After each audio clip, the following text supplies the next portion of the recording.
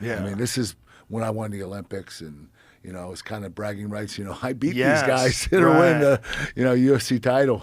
Well, people talked about that too, because back then you were brought up a lot. Like people were saying, because there was some talk, like would Kurt Angle ever fight in the UFC? Right. In the early days of the UFC, there was a lot of that because there was quite a few guys that did. Royce Alger. Yeah, Royce tried it out. I know that. Yeah, quite a few like real elite wrestlers that competed in the UFC, and that skill set is the best skill set for MMA.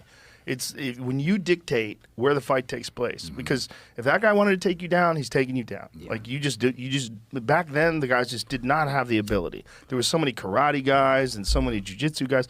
They just did not have the ability to stop that guy from taking them down. I mean, you look at Khabib, how scary. He my gets God. you down. He puts his legs underneath your legs. Now you have nowhere to go. There's no standing up. There's no jiu-jitsu where there's no option like that. Like jiu-jitsu, all right, I did a competition called the Contenders. Do you remember that? Yes. Yeah. Okay, so it was jiu-jitsu versus wrestling. Yeah, I remember that. Wrestling didn't do that well. Well, because they didn't understand submissions. Right. That was when, Frank Shamrock was there. I think he tapped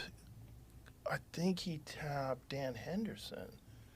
I think he got him in an ankle lock. Yes. They just didn't understand the positions. And these guys were just so good at submissions.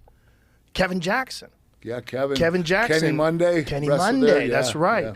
Yeah, Kevin Jackson fought Frank Shamrock, and he got armbarred. Yeah. They just didn't understand the positions. But if they did, if they had real training, having that ability, the wrestler's ability, first of all, wrestlers are the very best at controlling bodies. They're the very best at taking people down. And then the next step is just understanding those submissions. Right. The hardest guys to deal with, for sure, in jiu-jitsu are guys who are great wrestlers who learn jiu-jitsu because they already know how to control bodies. Right. So then they understand these new positions, and they just have this massive advantage in being able to control bodies. It's still the cornerstone for MMA. If you can't wrestle, you can't fight. Right. Because guys just take you down. Like no matter how good a striker. There are guys that tried to they're stand-up fighters, and they try to get in there and do it. They get crushed.